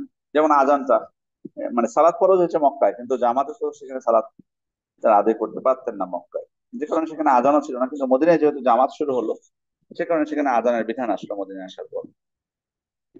সবগুলো ঠিক আছে। সিয়ামও ফরজ হয়েছে, মানে দ্বিতীয় হিজরিতে, রমাদানের সিয়াম দ্বিতীয় হিজরিতে ফরজ হয়েছে। হজ, হজ আপনারা জানেন ফরজ হয়েছে নবম হিজরিতে, কারণ মক্কার মুশরিকরা তো আসলে ঢুকতে দিচ্ছিল না মক্কায়, মসজিদে হারামে। পরবর্তীতে মক্কা বিজয় হলো অষ্টম হিজরিতে, তারপর নবম হিজরিতে হজ ফরজ। সবগুলো ঠিক আছে, কিন্তু এখানে জাকাতের কথা উনি উল্লেখ করেছেন যে জাকাতটা মদিনায় আসার পর ফরজ হয়েছে। এটা আসলে ওলামা ইকরাম বলছেন যে না, জাকাত ফরজ হয়েছে মক্কাতেই, মক্কাতেই ফরজ হয়েছে। কারণ ওনারা দলিল হিসেবে বেশ কিছু আয়াত উল্লেখ করেছেন এখানে, যে জাকাতের বিষয়টা মাক্কি সূরাগুলোতে বর্ণিত হয়েছে। যেমন আহ ওয়াতু হাক্কাহু ইয়াওমা হাসাদিহি, তোমরা ফসল কাটার দিনে, ফসল তোলার দিনে তার জাকাত আদায় করো। ওয়াল্লাযিনা ফি আমওয়ালিহিম হাক্কুম মা'লুম লিস-সাইলি ওয়াল মাহরুম, যাদের সম্পদে হক রয়েছে, আহ, সে হক যেটা জ্ঞাত, যারা বঞ্চিত এবং যারা চায় তাদের জন্য। এই আয়াতগুলো হচ্ছে মাক্কি সূরায় বর্ণিত হয়েছে। আর এখানে জাকাতের ইঙ্গিত পাওয়া যায়, যে কারণে ওনারা বলছেন জাকাত মূলত খরচ হয়েছে মক্কাতেই। তবে মদিনায় যেটা হয়েছে সেটা হলো জাকাতের যে বিস্তারিত বিবরণ, নিসব বর্ণনা করা বা আরো যে শর্তগুলো, সেগুলো মদিনায় স্পষ্ট করা হয়েছে, খরচ হয়েছে মক্কাতে। আহ কত উফিয়া সাল্লাল্লাহু আলাইহি সাল্লাম, মদিনায় তিনি কাটানোর পর মৃত্যু মারা গেলেন তিনি। তার মারা যাওয়াটা এটা তিনি দলিল পেশ করবেন কিছুক্ষণ পরেই। তবে এটা আমরা জানি যে তিনি আল্লাহ রসুল মারা গেছেন, এটা স্পষ্টভাবে প্রমাণিত। অনেকেই হায়াতুন নবী যে আকীদা পোষণ করে থাকে, এটা ভুল আকীদা, ভ্রান্ত আকীদা। নবীদের বিষয়ে অবশ্যই হাদিসে এসছে, আল আম্বিয়া ও ফি আল আম্বিয়া ও আহিয়া ফি কুবুরহিম, আল আম্বিয়া ও আহিয়া ইউসাল্লুনা ফি কুবুরহিম আও কামা ক্বালা সাল্লাল্লাহু আলাইহি ওয়াসাল্লাম। নবীগণ, শুধু আমাদের নবী না, সমস্ত নবীর কথা বলা হয়, তারা জীবিত, কবরে তারা সালাত আদায় করেন। এর অর্থ কি? তাহলে আমরা বলবো যে মানে ওনারা তো আসলে যারা এই আকীদা পোষণ করে তারা তো অন্য নবীদের কথা বলেন না, এটা একটা বিষয়। আর জীবিত থাকার কথা তো শহীদদের ক্ষেত্রেও বলা হয়েছে। তাহলে শুধু আমাদের নবীদের ক্ষেত্রে কেন আমরা, আমাদের নবীর ক্ষেত্রে কেন আমরা এই আকীদা পোষণ করবো? তার মানে বোঝা যাচ্ছে অবশ্যই সে হায়া হচ্ছে হায়া বারজাকিয়া। আল্লাহ তাআলা বলেছেন এটা বারজাকি জীবন। এই বারজাকি জীবনের প্রকৃতি আমরা কেউ বলতে পারবো না। বারজাকি জীবনে যেটুকু বর্ণিত হয়েছে সেটুকুর মধ্যে আমাদেরকে সীমাবদ্ধ থাকতে হবে। এর পুরো পদ কাইফিয়াত সম্পর্কে আমাদের কারো ধারণা নেই। সেজন্য আমরা বলবো যে হ্যাঁ, অবশ্যই হাদিসে আছে যে তারা জীবিত কবরে তারা সালাত আদায় করেন, কিন্তু সালাতের রূপটাও কেমন সালাত, না আমাদের মতো পাচক তো তাহাজ্জুদ পড়ে, সলাতুদ দোহা পড়ে, এগুলো কি বর্ণিত হয়েছে? এগুলো বর্ণিত হয়নি। তাহলে আপনি আগ বাড়িয়ে যদি বলেন যে দুনিয়ার মতোই, তাহলে এটা ভুল হবে। সেটা সেটা সালাত পড়েন, সালাত পড়েন, ব্যাস এটুকু বিশ্বাস করতে হবে। কিন্তু কিভাবে, কয় রাকাত, কয় ওয়াক্ত, কিভাবে, না, সে ব্যাপারে আগ বাড়িয়ে আপনি কথা বলতে পারবেন না। এটা এটা ইসলামে এলাও করেন না। গাইবের বিষয়গুলোতে যেটুকু এসছে সেটুকু আপনাকে বিশ্বাস করতে হবে। এই জন্য আপনি দুনিয়ার জীবনের সাথে বারজাকি জীবনকে মিলিয়ে দুনিয়ার জীবনের মতোই আপনি বলবেন যে তিনি এখনো মারা যাননি, তিনি জীবিত আছেন, এটা একেবারে ভ্রান্ত আকিদা। বরং তার মারা যাওয়ার বিষয়টি কোরআন দ্বারা প্রমাণিত, হাদিস দ্বারা প্রমাণিত, এবং আহ সাহাবা ইকরামের ইজমা। তারা দাফন করেছেন আল্লাহ রাসূল সাল্লাল্লাহু আলাইহি ওয়াসাল্লামকে। তো জীবিত জীবিত মানুষকে তারা দাফন করেছেন নাকি? এটা তো মহা অন্যায় যদি জীবিত মানুষকে দাফন করা হয়ে থাকে। তার তার মারা যাওয়ার পর তার কন্যা মিরাজ চেয়েছিলেন কেন? জীবিত থাকলে কেন মিরাজ চাইতে যাবেন উনি? আর আল্লাহ রসুল জীবিত থাকলে আবু বকর যখন রাজি হতেন খেলাফতের দায়িত্ব নিতে, ওমর ইবনুল খাত্তাব রাজি হতেন খেলাফতের দায়িত্ব নিতে, আপনার কি ধারণা তাদের প্রতি? তারা বলতেন যে আল্লাহ রসুল এখানে নাই, কবরে আছে, কিন্তু উনি জীবিত, উনি রাষ্ট্র পরিচালনা করবেন। কেন? তারা সাক্ষাৎ পেয়েছেন নবীর, কথা বলতেন নবী। এখন তো বর্তমান যুগে অনেকে বলে মদিনায় গেলে নাকি হাত বাড়িয়ে দেন আল্লাহ নবী তাদের জন্য, নাউজুবিল্লাহ মিন যালিক। যাই হোক, সে দিকে আমরা যাচ্ছি না। মূল বিষয় হচ্ছে তিনি মারা গেছেন, এটা প্রমাণিত। অদিন ও বা, কিন্তু তার দিন কিন্তু আছে, তিনি যে দিন নিয়ে এসেছিলেন সেদিন অবশ্যই অবশিষ্ট আছে। ওয়াহাদা দিন, আজ যে দিন আমরা পালন করছি এটাই হচ্ছে সেই দিন। লা খয়রা ইল্লা দাল্লাল উম্মাহ আলাইহি, এমন কোন কল্যাণমূলক কাজ নাই যেটা তিনি উম্মতকে ইঙ্গিত দেননি। ওয়ালা শাররা ইল্লা হাযারাহা মিনহু, এমন কোন অকল্যাণ নেই, এমন কোন অনিষ্টকর বিষয় নেই যেটা থেকে তিনি সতর্ক করেন। তার মানে এখানে বোঝা যাচ্ছে যে সকল প্রকার কল্যাণের বিষয়ে আল্লাহ রসুল বলে দিয়েছেন। অতএব তিনি যদি না বলে থাকেন কোনো বিষয়, সেটাকে আমি আপনি কল্যাণকর মনে করতে পারবেন, সেটাকে আমি আপনি কল্যাণকর মনে করতে পারবেন। আর তিনি যদি এমন কোনো বিষয় থেকে নিষেধ না করে থাকেন, দুনিয়াবী যে বিষয়গুলো ইবাদতের বাইরে, সেটাকে আমি আপনি হারাম করতে পারবো না, যদি তিনি হারাম না করে থাকেন। ওয়াল খায়রুল্লাযী দাল্লাহা আলাইহি আত-তাওহীদ, যে বিষয়ের মানে তিনি মানে যে কল্যাণগুলোর বিষয়ে তিনি ইঙ্গিত দিয়েছেন তার মধ্যে সর্বশ্রেষ্ঠ বিষয় হলো তাওহীদ। ওয়া জামিউ মা ইউহিব্বুল্লাহু ওয়া ইয়ারদু, আর যে কাজগুলোকে আল্লাহ তাআলা ভালোবাসেন এবং পছন্দ করেন। ওয়া শাররুল্লাযী হাযযারাহা মিনহু, আর যে অনিষ্ট থেকে তিনি নিষেধ করেছেন তার মধ্যে সবথেকে বড় বিষয় হলো শিরক। ওয়া জামিউ মা ইয়াকরাহুল্লাহু ওয়া ইয়াবাহু, আর যে বিষয়গুলো তিনি অপছন্দ করেন এবং তিনি অস্বীকার করেন না, তিনি গ্রহণ করবেন না সেগুলো। বাআসাহুল্লাহু ইলান নাসি কাফফা, আল্লাহ তাআলা সমস্ত মানুষের কাছে তাকে প্রেরণ করেছিলেন। অফতারাদা তাআতুহু আলা জামিই সাকালাইন, এবং আল জিন ওয়াল ইনস, তিনি জিন এবং মানুষ উভয়ের উপর তার আনুগত্য করাকে ফরজ করে দিয়েছেন। ওয়াদ দলিল কাউলুহু তাআলা, এর দলিল হচ্ছে কুল ইয়া আইয়ুহান নাসু ইন্নী রাসূলুল্লাহি ইলাইকুম জামিআন, হে রাসূল আপনি বলে দিন যে হে মানুষেরা, আমি তোমাদের নিকট, তোমাদের সকলের নিকট প্রেরিত রাসূল, তোমাদের সকলের নিকট প্রেরিত রাসূল।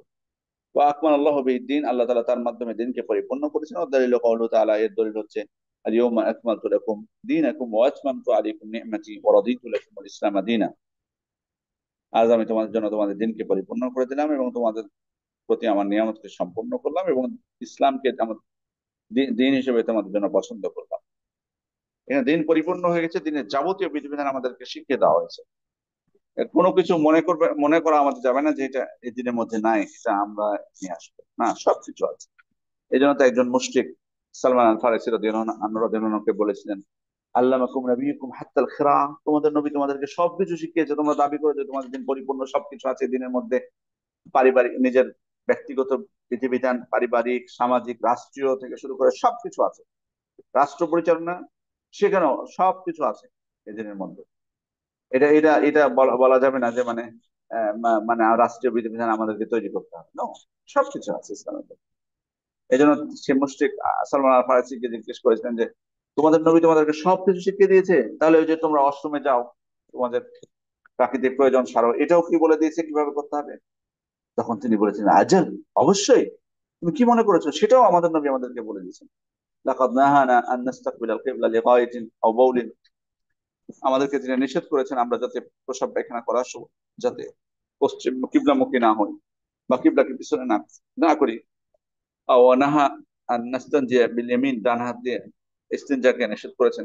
ওয়ানাহা আন নাস্তানজিয়া বি আকাল মিন সালাত হাজার, তিনটি কম ঢেল দিয়ে, পাথর দিয়ে ইস্তিনজা করতে নিষেধ করেছেন। ওয়ান নাস্তানজিয়া বেরজি ইন আওয়াজ মিন, অথবা হাড় বা পশু পাখি বিষ্ঠা দিয়ে ইস্তিনজা করতে নিষেধ করেছেন।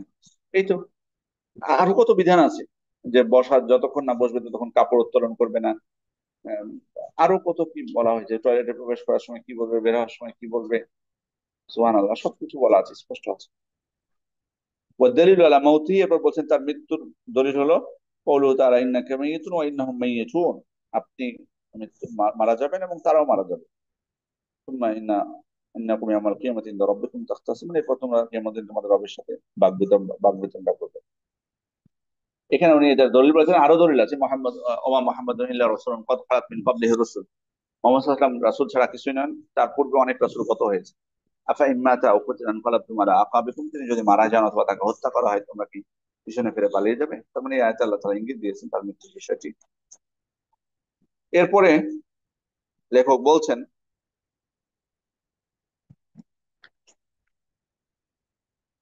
এরপরে লেখক বলছেন ওয়ান্নাসু ইযা মাতু ইউবআসুন, মানুষরা যখন মারা যাবে তাদেরকে আবার পুনরুত্থিত করা হবে। পুনরুত্থিত যে তারা হবে তার দলিলটা কি? দলিল কওলু তাআলা, মিনহা খালাকনাকুম, আমি এই মাটি থেকে তোমাদেরকে সৃষ্টি করেছি, অফিহা নুঈদুকুম, এই মাটিতে আবার ফিরিয়ে দিব, অমিনহা নুখরিজুকুম তারাতান উখরা, আবার এই মাটি থেকে তোমাদেরকে বের করব। এটা হচ্ছে পুনরুত্থানের দলিল। অন্য আয়াতে আল্লাহ তাআলা বলেছেন, আল্লাহু আনবাতাকুম মিনাল আরদি নাবাতা, আল্লাহ তাআলা তোমাদেরকে উদ্ভূত করেছেন মাটি থেকে, জমিন থেকে, সুম্মা ইউঈদুকুম ফিহা, এরপর আবার মাটিতে ফিরিয়ে দিবেন, ওয়া ইউখরিজুকুম ইখরাজা, আবার তোমাদেরকে অবশ্যই বের করবেন সেখান থেকে। আহ এবং এরপরে বলছেন ওয়াবাদাল বাস, পুনরুত্থানের পর মুহাসাবুন, তোমাদের হিসাব নেওয়া হবে, মুমাজ্জিউন বিআমালিহিম, মুহাসাবুন ওয়া মাজ্জিউনা বিআমালিহিম, এরপর তাদের আমলের প্রতিদান তাদেরকে দেওয়া হবে। আল্লাহ তাআলা বলছেন, লিয়াজজিয়াল্লাযিনা আসাউ বিমা আমিলু, যারা অসৎ দুষ্কর্মকারী তাদেরকে তাদের আমলের প্রতিদান দেওয়া হবে, ওয়াজজিয়াল্লাযিনা আহসানু বিল হুসনা, আর যারা ভালো আমল করেছেন তাদেরকে জান্নাত দ্বারা তাদেরকে প্রতিদান দেওয়া হবে। এরপর তিনি বলছেন, ওমান কাযযাবা বিল বা'সি কাফারা, যে ব্যক্তি পুনরুত্থানকে অস্বীকার করবে সে কাফের। কেউ যদি মিথ্যা প্রতিপন্ন করে পুনরুত্থানকে, সে মূলত কি? কাফের। স্পষ্ট ভাবে তিনি বলে দিয়েছেন যে সে কাফের। এটা বহু আয়াত দ্বারা প্রমাণিত, তার মধ্যে একটা আয়াত উনি উল্লেখ করেছেন, জাআমাল্লাযিনা কাফারু আন লা ইউবাসু, কাফেররা ধারণা করে যে তাদের পুনরুত্থান হবে না। কুল, হে নবী আপনি বলে দিন, বালা ওয়া রাব্বি, অবশ্যই আমার রবের শপথ, লাতুবআসুন্না, অবশ্যই তোমাদের পুনরুত্থান হবে, সুম্মা লাতুনাব্বাউন্না, এরপর তোমাদেরকে বলে দেওয়া হবে, বিমা আমিলতুম, তোমরা যে আমল করেছিলে সেটা তোমাদেরকে সংবাদ দেওয়া হবে। ওয়া যালিকা আলাল্লাহি ইয়াসির, এটা আল্লাহর কাছে খুবই সহজ, এটা আল্লাহর কাছে খুবই সহজ। এই জন্য মানে পুনরুত্থানটা হচ্ছে আল্লাহর কাছে সহজ, এতে কোনো সন্দেহ নাই, এটা কাফেররা অবিশ্বাস করে। এই জন্য আল্লাহ তাআলা অন্য আয়াতেও কিন্তু মানে ইঙ্গিত দিয়েছেন পবিত্র কোরআনে, বহু সূরাতুল মুতাফফিফিনের মধ্যেও বলেছেন, ওয়াইলুল লিল মুকাজ্জিমিন আল্লাযিনা ইউকাজ্জিবুনা বিয়াউমিদ্দিন। তারপরে এরপরে সূরা আনআমের মধ্যে বলেছেন তিনি। এরপরে সূরা আনকাবুতের মধ্যে বলেছেন, আল্লাযিনা কাফারু বিআয়াতিল্লাহি ওয়া লিকাইহি, যারা আল্লাহর আয়াত এবং তার সাক্ষাৎকে অস্বীকার করে, উলাইকা ইয়াইসু মির রাহমাতি, তারা আমার রহমত থেকে নিরাশ হয়েছে, উলাইকা লাহুম আযাবুন আলীম, তাদের জন্য রয়েছে যন্ত্রণাদায়ক শাস্তি। দেখুন, যারা অস্বীকার করে পুনরুত্থান দিবসকে, তাদেরকে আপনি বিভিন্ন ভাবে বলতে পারবেন। প্রথমত হচ্ছে যে তাদেরকে বলবেন যে কোরআন এবং সুন্নাহ মুতাওয়াতির সূত্রে বর্ণিত হয়েছে যে আল্লাহ তাআলা মানে পুনরুত্থান হবে। পুনরুত্থান যে হবে এটা বহু দলিল তো, এতগুলো দলিল থাকার পরেও কেন বিশ্বাস করবে না তারা? অথচ কোথাকার কোন দার্শনিক কি বলেছে সেটা বিশ্বাস করে নিচ্ছে, যার কোনো পরিচয় জানেন না, অথচ আমাদের নবীর পরিচয় সম্পর্কে জানেন। কোরআন সুন্নাহ স্পষ্ট হয়ে তার মুজিজা গুলো স্পষ্ট। সুতরাং এত কিছু বর্ণনা হওয়ার পর তার কথা কেন বিশ্বাস করবে না? সুতরাং পবিত্র কোরআন এবং সহিহ হাদিস দ্বারা যেগুলো সাব্যস্ত হয়েছে সেটাই আমরা তাদেরকে বলবো যে দেখো এটা মুতাওয়াতির সূত্রে আমাদের কাছ থেকে এসেছে, আর তোমরা যেটা দাবি করো, যেটা দিয়ে খণ্ডন করার চেষ্টা করো, সেটার কোনো ভিত্তি নেই, তোমাদের কাছে এসছে উড়ো। দ্বিতীয় বিষয় হলো যে আহ দেখো আমাদের আমাদের আমরাই তো আসলে ছিলাম না, আল্লাহ তাআলা তো আমাদেরকে সৃষ্টি করেছে। কিছু ছিলামই না, কিছু ছিল না, তারপর আল্লাহ আমাদেরকে সৃষ্টি করে। তো যিনি কিছুই ছিল না তারপর আমাদেরকে সৃষ্টি করলেন, তাহলে আমাদের সৃষ্টিকে মানে আবার নতুন ভাবে সৃষ্টি করতে তার কঠিন হবে কেন? এটা তার জন্য তো সহজ। এই জন্য আল্লাহ তাআলা এই বিষয়টি অন্য আয়াতে ইঙ্গিত দিয়েছেন, ওয়াল্লাযী ইয়াবদাউল খালকা সুম্মা ইউঈদুহু ওয়া হুয়া আহওয়ানু আলাইহি। আল্লাহ তাআলা বলেছেন যে সৃষ্টি করার থেকে আবার নতুন মানে আবার পুনরায় সৃষ্টি করা এটা তো আরো সহজ, নতুন সৃষ্টি করার থেকে এটা আরো সহজ। এরপরে আমরা বলবো যে আসমান জমিন সৃষ্টির কথা বলবো, যে আসমান জমিন সৃষ্টিটা এটা তো বেশি কঠিন। যেন আল্লাহ তাআলা বলছেন লা খালকুস সামাওয়াতি ওয়াল আরদি আকবারু মিন খালকিন নাস, মানুষ সৃষ্টির থেকে আসমান জমিন সৃষ্টিটা বেশি বড় বিষয়, কঠিন বিষয়। তাহলে ওইটা যদি আমরা বিশ্বাস করতে পারি যে তিনি সৃষ্টি করেছেন আসমান জমিন, তাহলে আমাদেরকে আবার পুনরায় সৃষ্টি করতে এটা কঠিন হবে কেন? তারপরে আমরা দেখতে পাই যে আল্লাহ তাআলা ইঙ্গিত দিয়েছেন যে জমিন যখন শুষ্ক থাকে তখন কিন্তু কিছুই থাকে না, গাছপালা। আবার যখন বৃষ্টি হয় তখন কিন্তু সেখানে দেখুন গাছ বড় হয়, লতা পাতা বড় হয়। তো যদি এটা, আর তিনি তো এটা করেন, তাহলে যিনি আমাদেরকে জীবন দান করেছেন, সৃষ্টি করেছেন, তিনি আমাদের মৃত্যুবরণ করলে তিনি আমাদেরকে জীবন দান করতে পারেন। যেমন ভাবে এই উদ্ভিদ গুলোকে তিনি জীবন দান করেন। অমিন আয়াতিহি আন্নাকা তারাল আরদা খাশিআতান ফাইযা আনজালনা আলাইহি মাআন ইহতাযাত রাবাত ইন্নাল্লাযী আহইয়াহা লামুহয়িল মাউতা। যিনি এইগুলোকে জীবিত করতে পারলেন, এই উদ্ভিদ গুলোকে, তিনি মৃত ব্যক্তিকেও জীবিত করতে পারেন। সূরা ফুসসিলাত। আহ এরপরে আহ এরকম অনেক ঘটনা আমরা তাদেরকে বলবো। সূরা বাকারা যেটি বর্ণিত 259 নম্বর আয়াতে, যে তাদেরকে তারা মারা গেছিল, তারপর আল্লাহ তাআলা 100 বছর পর তাদেরকে জীবিত করেছিলেন, সেই ঘটনা। 100 বছর পর তাদেরকে জীবিত করেছিলেন, আমাতাহুল্লাহু মিয়াতা আমিন। আল্লাহ তাদেরকে আহ, মৃত্যুবরণ করালেন 100 বছর, সুম্মা বাআসাহু, এরপর আবার তাদেরকে প্রেরণ করলেন। এই ঘটনাও আমরা বলতে পারি যে আল্লাহ তাআলা দুনিয়াতে আমাদেরকে দেখিয়ে দিয়েছেন কিভাবে তিনি পুনর্জীবিত করেন। আর হিকমতের দাবিও হচ্ছে যে আবার পুনর্জীবিত করা, কারণ আমাদের দুনিয়াতে তো তিনি অনর্থক প্রেরণ করেননি। আফা হাসিবতুম আন্নামা খালাকনাকুম আবাসা, তোমরা কি মনে করছো তোমাদেরকে আমি অনর্থক সৃষ্টি করেছি? তার মানে অবশ্যই এর হিসাব হবে, আর হিসাব নিতে হলে আল্লাহ আমাদেরকে পুনরায় আবার জীবিত করবে। এই বিষয়গুলো দিয়ে আমরা হয়তো বা যারা অস্বীকার করেছি তাদেরকে আমরা বোঝাতে পারি। আহ পরে তিনি বলছেন এরপরে ওয়ারসালাল্লাহু জামিআ রুসুল, আল্লাহ তাআলা সমস্ত রাসূলকে প্রেরণ করেছেন মুবাশশিরিনা, সুসংবাদ মানে দানকারী হিসেবে, ও মুনজিরিন, এবং সতর্ককারী হিসেবে। ওয়াদালিল কাউলুহু তাআলা, এর দলিল হচ্ছে রুসুলাম মুবাশশিরিনা ওয়া মুনজিরিন লিআল্লা ইয়াকুনা লিন-নাসি আলাল্লাহি হুজ্জাতুন বা'দা রাসূল। আল্লাহ তাআলা রাসূলদেরকে প্রেরণ করেছেন সতর্ককারী হিসেবে এবং সুসংবাদদাতা হিসেবে, যাতে মানুষের পক্ষ থেকে আল্লাহর বিরুদ্ধে মানে কৈফিয়ত দেওয়ার মতো কোনো কিছু আর না থাকে। ওয়া আউয়ালুহুম নূহ আলাইহিস সালাম, মানে রাসূলদের মধ্যে প্রথম হচ্ছেন নূহ আলাইহিস সালাম। ওয়া আখিরুহুম মুহাম্মাদুন সাল্লাল্লাহু আলাইহি ওয়াসাল্লাম, আর তাদের মধ্যে শেষ হচ্ছে মুহাম্মদ সাল্লাল্লাহু আলাইহি ওয়াসাল্লাম। ও হুয়া খাতামুন নবিয়্যিন, তিনি হচ্ছেন সর্বশ্রেষ্ঠ রাসূল, লা নাবিয়্যা বাদাহু, তারপরে আর কোনো নবী নেই, রাসূল নেই। দলিল হচ্ছে মা কানা মুহাম্মাদুন আবা আহাদিন মিন রিজালিকুম ওয়ালাকিন রাসূলুল্লাহি ওয়া খাতামান নবিয়্যিন, এই আয়াত দ্বারা তারা দলিল দিয়েছেন মুহাম্মদ সাল্লাল্লাহু আলাইহি ওয়াসাল্লাম তোমাদের মধ্যে কোনো ব্যক্তির পিতা নন, আর তিনি হচ্ছেন আল্লাহর রাসূল এবং শেষ নবী। والدليل على أن أولهم نوح قوله تعالى إنا أوحينا إليك كما أوحينا إلى نوح والنبيين من بعد।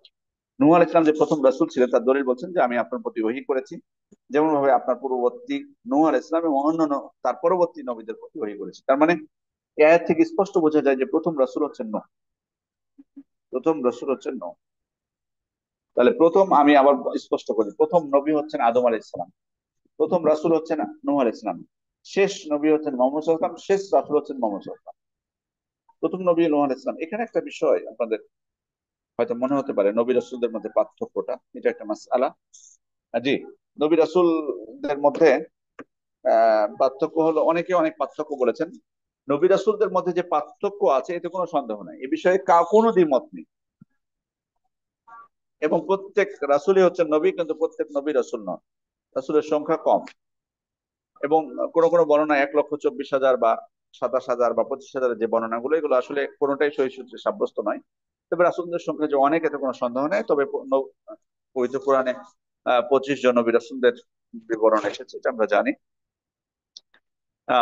আর আহ, নবী এবং রাসূল আসলে পার্থক্যটা বলতে চেয়ে অনেক ওলামা কেরাম মতভেদ করেছেন। কেউ বলেছেন যে নবী হচ্ছে তিনি হচ্ছেন মানে যার কাছে মানে নতুন শরীয়ত আসেনি, তিনি পূর্ববর্তী রাসূলদের শরীয়তের অনুসরণ করেন। আবার রাসূল হচ্ছেন যার কাছে নতুন শরীয়ত এসেছে। আর অনেকে বলছেন যে রাসূল হচ্ছেন যাকে সরাসরি ফেরেশতা এসে তার কাছে ওহী নিয়ে এসেছেন। আর নবী হচ্ছেন যার কাছে সরাসরি ফেরেশতা আসেনি, এবং তার কাছে অন্য মাধ্যমে ওহী এসেছে, ঘুম বা অন্য কোনো মাধ্যমে, স্বপ্নের মাধ্যমে বা অন্য কোনো মাধ্যমে।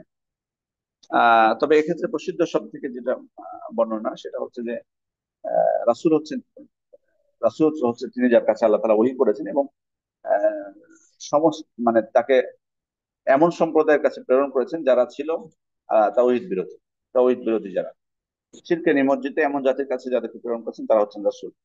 আর ভালো মানুষ যারা মুমিন ব্যক্তি, তাদের কাছে যাদেরকে প্রেরণ করেছেন আল্লাহ তাআলা, তারা হচ্ছেন নবী। অর্থাৎ হেদায়েত প্রাপ্ত কওমের নিকট যদি কাউকে প্রেরণ করা হয়ে থাকে, তিনি হচ্ছেন নবী। আর পথভ্রষ্ট কওমের কাছে যাদেরকে প্রেরণ করা হয়েছে তারা হচ্ছে রাসূল। এটাই বেশি, কোনোটাই আসলে মানে মুক্ত না, তবে এটাই বেশি শক্তিশালী, অভিমতটাই বেশি শক্তিশালী।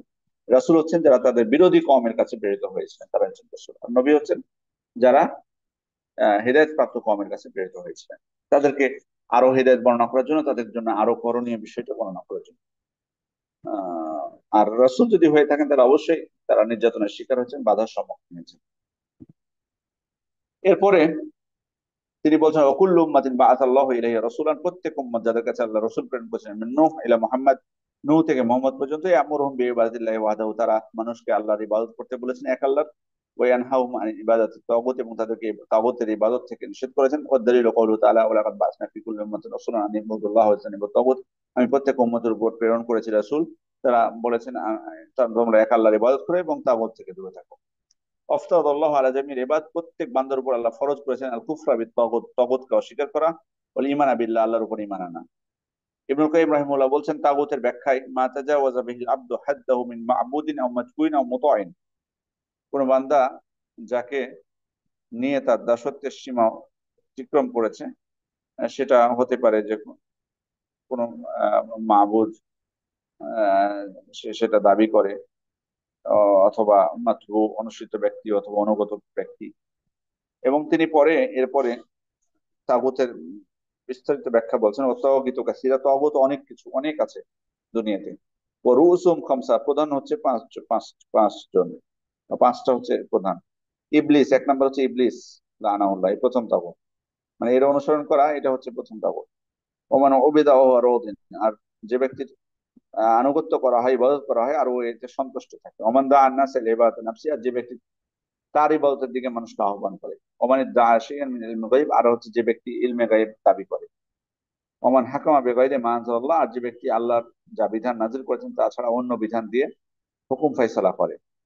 এখানে একটা বিষয় মনে রাখতে হবে যে আল্লাহর বিধান ছাড়া অন্য বিধান দ্বারা ফয়সালা করার ক্ষেত্রে কয়েকটা আয়াত বর্ণিত হয়েছে, একটাতে কাফের বলা হয়েছে, একটাতে জালেম, একটাতে ফাসিক। ওলামা ইকরাম বলছেন, যদি আল্লাহর বিধানের থেকে দুনিয়ার বিধানকে সে শ্রেষ্ঠ মনে করে, তাহলে অবশ্যই সে কাফের। অথবা দুনিয়ার আল্লাহর বিধানকে তুচ্ছ তাচ্ছিল্য করে, তাহলে কাফের। আর যদি সে আল্লাহর বিধানকে চূড়ান্ত মনে করে কিন্তু দুনিয়ার বিধানকে করে বাধ্য হয়ে বা অন্য কোনো কারণে, তাহলে সে কাফের হবে না। এখানে আরেকটা আয়াত তিনি উল্লেখ করেছেন, অদ্দালিল কওলু তাআলা লা ইকরাহা ফিদ-দীন, দিনের মধ্যে জবরদস্তি নেই। করতে পারি না রুশদু মিনাল গায়, হুম ইয়াকফুরু বিত-তাগুতি ওয়া ইউমিনু বিল্লাহি ফাসতামসাকা বিল উরওয়াতিল ওয়াসকা লা ইনফিসামা লাহা ওয়াল্লাহু সামিউন আলিম। যে ব্যক্তি করতে পারে না রুশদু মিনাল গায়, মানে অসৎ পথ থেকে সৎ পথ স্পষ্ট হয়েছে। যে ব্যক্তি তাগুতকে অস্বীকার করবে এবং আল্লাহর প্রতি ঈমান আনবে, সে মূলত সুদৃঢ় বন্ধনকে ধারণ করে। লান ফুসম আলাহা, যা ছিন্ন হবার নয়। আল্লাহ সামিউন আলিম, নিশ্চয়ই আল্লাহ সর্বশ্রোতা এবং সর্বজ্ঞ। এবং এটাই হচ্ছে লা ইলাহা ইল্লাল্লাহর অর্থ, অর্থাৎ লা ইলাহা ইল্লাল্লাহ, লা ইলাহা, আমি কোন মাবুদ নেই, বাতিল সবগুলো যারা দাবি করবে। তাগুত ইল্লাল্লাহ, আল্লাহ ছাড়া, আল্লাহ একমাত্র আমাদের মাবুদ। হাদিসে এসছে রসুল আমরে ইসলাম, সবকিছুর মূল হলো ইসলাম। দিনের মাথা হচ্ছে ইসলাম। ওয়ামুদুহু আসসালাত, তার স্তম্ভ হচ্ছে সালাত। ওয়া যিরওয়াতু সানামিহি, আর এর সর্বোচ্চ শিখর হচ্ছে আল জিহাদু ফি সাবিলিল্লাহ, আল্লাহর রাস্তায় জিহাদ। আল্লাহু আলাম। এই কথা বলে তিনি তার সত্য পুস্তিকাটি তিনি শেষ করেছেন।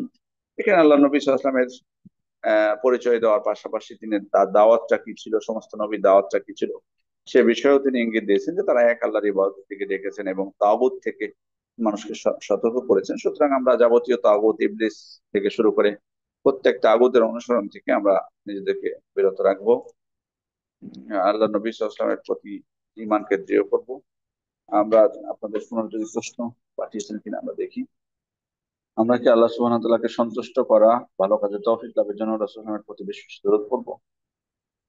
অবশ্যই। এটা তো একটা ইবাদত। রাসূলের প্রতি দরুদ পেশ করাটা এটা একটা ইবাদত, এটা মনে রাখতে হবে আমাদের। সুতরাং অবশ্যই আপনি যখন ইবাদত করবেন তখন আল্লাহ তো সন্তুষ্ট হবেন, আল্লাহ তো সন্তুষ্ট হবেন এই জন্য। এবং দরুদের বিভিন্ন ফজিলত বর্ণিত হয়েছে, এটা একটা অনেক লম্বা বিষয়, ইনশাল্লাহ পরবর্তীতে আলোচনা করা যাবে এই বিষয়ে। সুতরাং এটা নিঃসন্দেহে একটা গুরুত্বপূর্ণ একটা বিষয়। আমরা যথাসম্ভব সুযোগ হলে, বিশেষ করে জুমার দিনে বিশেষ করে আহ, দরুদ পড়ার প্রতি বেশি উৎসাহ দেওয়া হয়েছে। আমরা চেষ্টা করবো আল্লাহ রসুলের প্রতি দরুদ পেশ করার জন্য। জি। আর কোনো প্রশ্ন নেই ইনশাল্লাহ। ইনশাল্লাহ দেখা হবে পরবর্তী প্রোগ্রাম গুলোতে ইনশাল্লাহ। জাযাকুমুল্লাহ খাইরান। আল্লাহ আমাদের জীবনে শান্তি যাতে দান করেন, আল্লাহ আমাদের পরিপূর্ণভাবে ইসলামকে ধারণ করার তৌফিক দান করেন, আমাদের দেশে যাতে আল্লাহ শান্তি ফিরিয়ে নিয়ে আসেন, আমাদেরকে প্রকৃত ইসলাম বোঝার তৌফিক দান করেন। তো এই প্রার্থনা করে আমরা আজকের প্রোগ্রাম এখানে শেষ করছি। ওয়া আখিরু দাওয়ানা আলহামদুলিল্লাহি রাব্বিল আলামিন। সুবহানাকাল্লাহুম্মা ওয়া বিহামদিকা আশহাদু আল্লা ইলাহা ইল্লা আনতা আস্তাগফিরুকা ওয়া আতুবু